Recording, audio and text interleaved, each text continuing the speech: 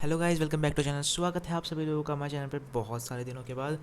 आज हम लोग वापस आ चुके हैं हमारे चैनल पर और आज हम लोग स्टार्ट करने जा रहे हैं, जैसे हमने कहा था, one page notes series start होने वाली है क्लास 10 के स्टूडेंट्स के लिए, जिसमें हम लोग वन पेज के अंदर आपको पूरा चैप्टर निपटा देंगे सिर्फ और सिर्फ 2 से 3 मिनट के अंदर। तो वही सीरीज़ आज स्टार्ट हो रही है और उसी सीरीज़ में सबसे पहला चैप्टर आज आप लोगों का उठाने वाले हैं, which is chemical reactions and equations. इस चैप्टर की आज शुरुआत होगी और इस चैप्टर को आज हम लोग पूरा ख़त्म कर देंगे इसी पर्टिकुलर वीडियो के अंदर, है ना। और कुछ 2 से 3 मिनट के अंदर इस पूरे के पूरे वीडियो को कंप्लीट कर दिया जाएगा और पूरा चैप्टर आप लोगों का चुटकियों में ख़त्म हो जाएगा। ठीक है, इसमें से तुम्हारा सिर्फ और सिर्फ जो कोरोजन और रेंसिडिटी है ना, ये पार्ट डिलीटेड है। कोरोजन, रस्टिंग एंड रेंसिडिटी, ये तीनों पार्ट्स आपके कटेड हैं। बाकी हम लोग को सिर्फ और सिर्फ इतना सा ही पढ़ना है, ठीक है। तो और आपको ये वन पेज नोट्स अगर आपको डाउनलोड करने हैं तो डिस्क्रिप्शन में तुम लोग को लिंक भी दे दूंगा मैं, वहाँ से जाके सिंपल डाउनलोड कर लो और इसकी प्रिंट निकाल सकते हो या फिर तुम लोग अपने नोटबुक में भी लिख कर ले सकते हो। स्टार्ट करते हैं आज के इस चैप्टर को। बैलेंस्ड इक्वेशन, सबसे पहले बात कर लेते हैं केमिकल रिएक्शंस होते हैं। जबकि जब दो केमिकल्स, ठीक है, जब दो केमिकल्स मिलते हैं, जब दो केमिकल्स रिएक्ट करते हैं एक दूसरे के साथ, ठीक है, और जब एक कोई नया केमिकल फाउंड होता है उन दो केमिकल की मदद से, ठीक है ना, तो वो केमिकल जो फाउंड होता है उसको हम लोग प्रोडक्ट कहते हैं। लेकिन जो जिस रिएक्शन से वो फाउंड हुआ ना, वो उस रिएक्शन को हम लोग केमिकल रिएक्शन कहते हैं। ठीक है, मतलब केमिकल्स से दो केमिकल्स उन दोनों ने रिएक्ट किए, मतलब क्या हुआ, उन लोग का रिएक्शन हुआ और उनके रिएक्शन से क्या बना, एक न्यू केमिकल, एक न्यू प्रोडक्ट बना। ठीक है, तो उसको हम लोग कहते हैं केमिकल रिएक्शन। इस मेथड को हम लोग कहते हैं केमिकल रिएक्शंस। और जो दो केमिकल्स रिएक्ट करते हैं उसको हम लोग केमिकल रिएक्टेंट्स कहते हैं। ठीक है, हम लोग उनको रिएक्टेंट्स कहते हैं और जो बनता है उसको हम लोग प्रोडक्ट कहते हैं। ठीक है, बात करते हैं बैलेंस्ड इक्वेशन की।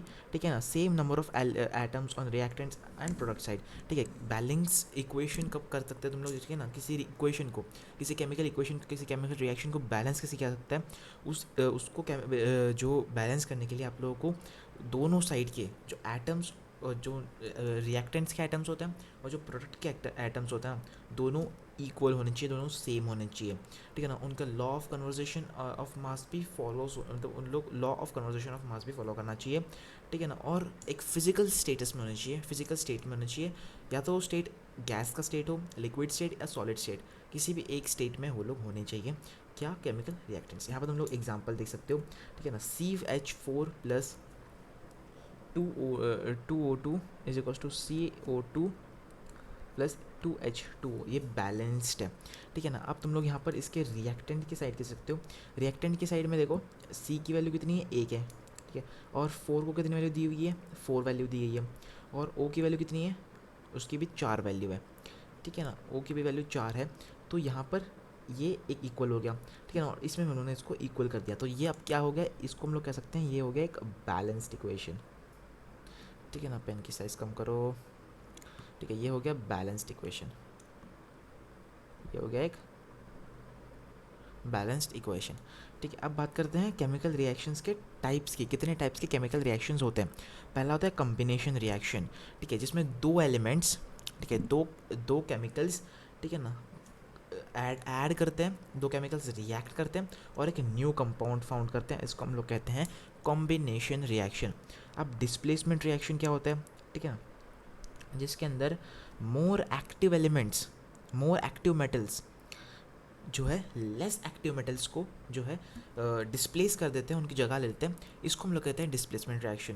ठीक है ना, एक मेटल जो कि ज़्यादा रिएक्टिव है, ठीक है, वो एक लेस रिएक्टिव या लेस एक्टिव मेटल्स को डिस्प्लेस कर देता है उसकी जगह से, उसको हम लोग कहते हैं डिस्प्लेसमेंट रिएक्शन। अब बात करते हैं डिकम्पोजिशन रिएक्शन की। डिकम्पोजिशन रिएक्शन क्या होता है, a compound decomposes to form two और मोर कंपाउंड्स। कॉम्बिनेशन रिएक्शन में हमने क्या देखा, जिसके अंदर दो कंपाउंड्स थे, ठीक है ना, दो रिएक्टेंट्स थे, दो केमिकल्स थे, दोनों कंबाइन करके एक पर्टिकुलर प्रोडक्ट बना लेते हैं। इसमें क्या होता है, इसमें एक प्रोडक्ट होता है जो कि स्प्लिट होता है और दो रिएक्टेंट्स प्रोड्यूस करता है, मतलब कॉम्बिनेशन रिएक्शन का उल्टा होता है डिकम्पोजिशन रिएक्शन। ठीक है, अब बात करते हैं डबल डिस्प्लेसमेंट रिएक्शन। हमने पढ़ा सिंगल डिस्प्लेसमेंट, ठीक है ना, जिसमें डिस्प्लेस करते हैं। डबल डिस्प्लेसमेंट भी सेम होता है, ठीक है ना, कि डिस्प्लेस किया जाता है, बट इसमें जो है ना दो रिएक्टेंट्स होते हैं, ठीक है, और दो प्रोडक्ट्स होते हैं। ठीक है, दो रिएक्टेंट्स या दो से ज़्यादा रिएक्टेंट्स होते हैं और दो प्रोडक्ट्स होते हैं, ठीक है ना, और दोनों को वो डिस्प्लेस किया गया होता है। ठीक है, इसको हम लोग कहते हैं डबल डिस्प्लेसमेंट। फिफ्थ आता है एक्सोथर्मिक, जिसके अंदर हीट रिलीज़ की जाती है। ठीक है, ऐसा कोई रिएक्शन जो रिएक्ट होता है, ठीक है, और उसमें हीट रिलीज़ करी जाए, इसको हम लोग कहते हैं एक्सोथर्मिक। एंडोथर्मिक क्या होता है? एंडोथर्मिक जिसके अंदर हीट एब्जॉर्व की जाती है। ऑक्सीडेशन मतलब जिसके अंदर ऑक्सीजन जो है ऐड की जाती है और H2O जो है, सॉरी H2 जो है हाइड्रोजन जो है रिमूव किया जाता है। रिडक्शन के अंदर हाइड्रोजन ऐड किया जाता है और ऑक्सीजन रिमूव किया जाता है। ठीक है, chemical reaction can be identified by, ठीक है, केमिकल रिएक्शन हुआ है, इसको हम लोग आइडेंटिफाई कैसे कर सकते हैं? ठीक है, या तो हम लोग उस केमिकल की स्टेट चेंज हो जाती है, उसका कलर चेंज हो जाता है, ठीक है ना, उसके गैस इवोपरेट होने लग जाती है, ठीक है ना, उसका टेम्परेचर जो है चेंज होता है और प्रेसिपिटेट फॉर्म्स होता है। ठीक है, ये कुछ इसके कारण होते हैं जिससे तुम बता सकते हो कि वो केमिकल रिएक्शन हुआ है। ठीक है ना। इलेक्ट्रोलाइटिक व्हेन डिकम्पोजिशन कैरिड, ठीक है ना, जिसको हम लोग कहते हैं इलेक्ट्रोलाइटिक होता है। ठीक है ना। डिकम्पोजिशन क्या होता है? Out by passing electricity. ठीक है। फोटोलाइटिक, ठीक है, जब डिकम्पोजिशन कैरिड किया जाता है तब फोटोलाइटिक और इलेक्ट्रोलाइटिक दोनों रिएक्शंस होते हैं। ठीक है। और फोटोइलेक्ट्रिक कब होता है? जब जो है प्रेजेंस ऑफ सनलाइट में जो है केमिकल रिएक्शन होता है, और जब इलेक्ट्रिसिटी के प्रेजेंस में जब होता है तब उसको इलेक्ट्रोलाइटिक फॉर्म होता है। ठीक है, समझ रहे हो ना? तो इतना ही था इस चैप्टर के अंदर, बाकी ये चैप्टर कंप्लीट हो गया यहाँ पे। ठीक, सिर्फ इतना ही था। उसके आगे जो हमारा यहाँ पर कोरोजन एंसिडिटी है वो सब रिलेटेड पार्ट है। ठीक है ना, ये सब रिलेटेड पार्ट है। बाकी सिर्फ इतना ही आप लोगों का आने वाला है।